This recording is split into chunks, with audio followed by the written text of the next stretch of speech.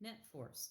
So another word for net force is unbalanced. So net and unbalanced mean the same thing. And basically what they mean is just the sum of all the forces. So your net force is equal to the first one plus the second one plus the third one. Let's try an example. It says a baseball player bunts a ball with a force of 14 newtons, 29 degrees above the horizontal. The force of gravity on the baseball is 1.4 newtons. Calculate the net force on the ball at the moment of contact. So what I've done is I've drawn a free body diagram and I've written all my given information on that. So we have the force of gravity acting straight down, and then the baseball bat is applying this force of 14 newtons, 29 degrees above the horizontal. So if you're trying to find the net force, the formula is the sum of all the forces. I have two of them here. So Fnet is equal to my first force, which is from the baseball bat, plus my force of gravity. So when I plug in my given information, I have 14, and that's at 29 degrees above the horizontal, plus 1.4, and that one's straight down. Gravity's acting straight down. Well, these are pointing in different directions. So what I need to do is solve this just using vector components, just like the way we've been practicing. Our first step when using vector components is always to sketch out the vector and break it down into its components. So I'm going to sketch out the first one. This is 29 degrees, and this is 14 newtons. So when I break this down into its components, I have my x component and my y. The other one's really simple. It's already into its components. It's just straight down, which is 1.4 newtons. All right, so if I want the x component, it's going to be the hypotenuse. This is the side that's besides, so it's adjacent, so we're going to use cos. So it's going to be 14 cos 29, and 14 cos 29 is 12.24. That's to the right. This one is across, opposite. We always use sine. So that's going to be 14 sine 29, which gives me 6.79 in the up direction. Next thing we do is we add our x's and we add our y's. So when I add my x's, I only have one of them, so that's nice and easy. So it's just going to be 12.24 to the right. And I'm going to add my y's. There are two of them here. So the first one is 6.79 up. And the second one is 1.4 down. There's a problem here. One is up and one is down. So what I need to do is switch one of them. I always switch the smaller one, just makes life a little easier. So it's going to be 6.79 up. Draw the up arrow. Minus 1.4 up. And when I plug that into my calculator, I end up with 5.38.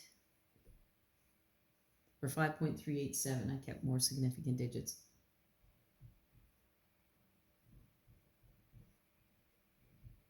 In the up calculator. Try to keep as many significant digits as you can in your calculator. It just gives you a more accurate answer. All right, now we have to bring these two vectors back together. So I'm moving 12 to the right and then 5 up. So 12 to the right,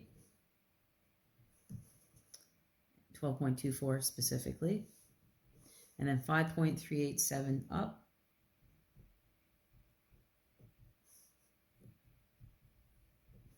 And I'm looking for the resultant here. Well, it's a right triangle. And I know when I have a right triangle, I'm just going to use Pythagorean theorem.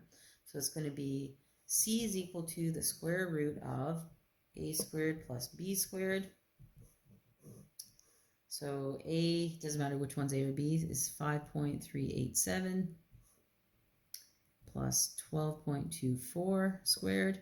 And I put that into my calculator, and I end up with 13.37.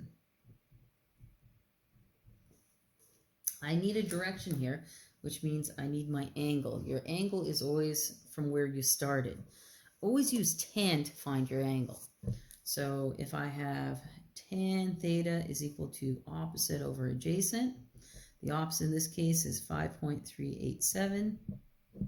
The adjacent is 12.24. I plug that into calculator. Remember, you have to hit Shift tan to get the theta away from the tan. You get 23.75. So my net force, I need to round to 2 significant digits because I have 2 and 2. So my net force is equal to 13 newtons. And my angle, when I round this to 2 significant digits, becomes 24. It'll be 24 degrees above the horizontal.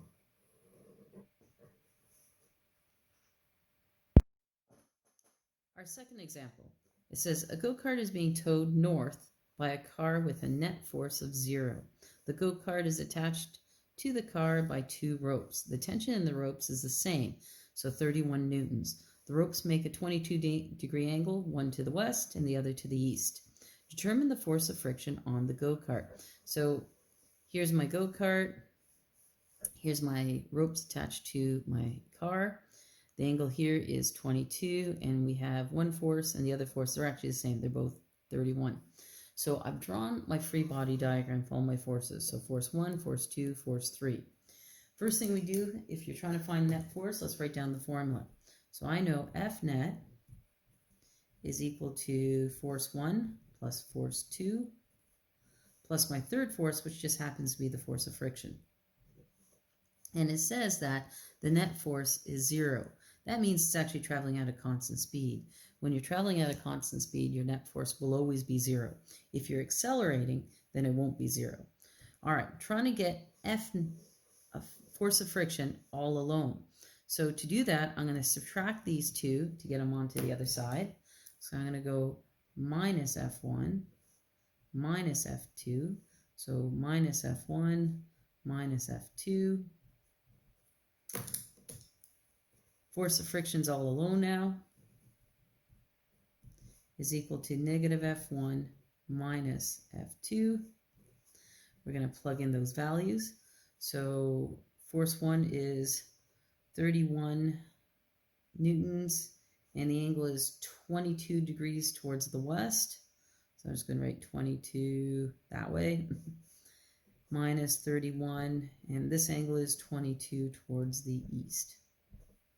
Now, these two vectors are actually pointing in different directions. So I need to go back to my vector components in order to add them together. I'm just adding a negative number, not a problem.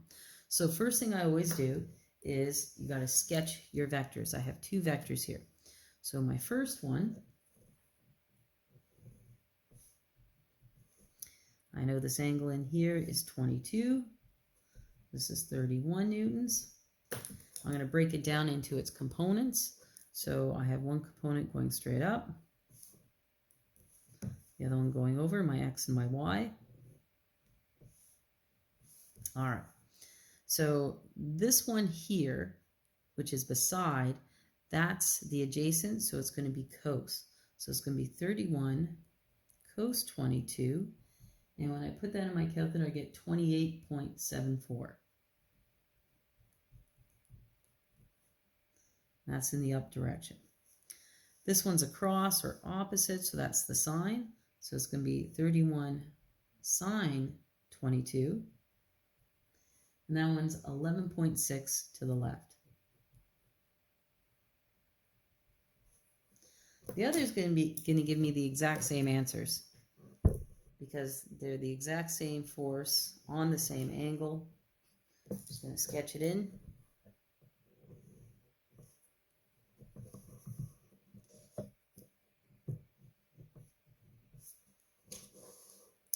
All right, so if this is 22 degrees, this is 31 newtons.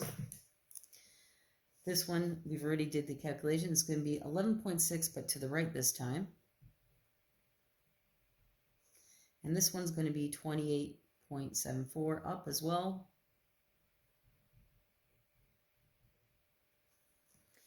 Now what I want to do is add my x's and add my y's.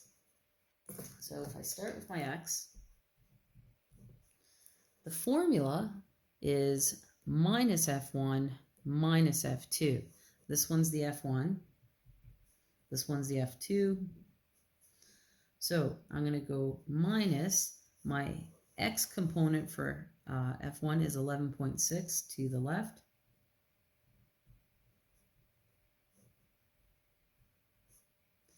And I want to subtract this one. So subtract the x component of 2 is 11.6 to the right. And I have to be careful here. My arrows are pointing in opposite directions, so I'm going to change one of them to positive. I'm just going to change this first one to positive, so it becomes positive 11.6 to the right, minus 11.6 to the right, and that just gives me 0. So my x is just 0. Let's look at the y now. So the y, again, it's going to be minus f1. So here's my f1. My y will be minus 28.74.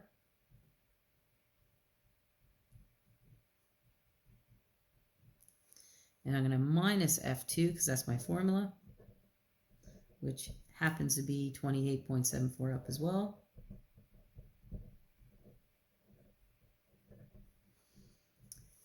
Minus 28.74 minus 28.74 gives me 57.48.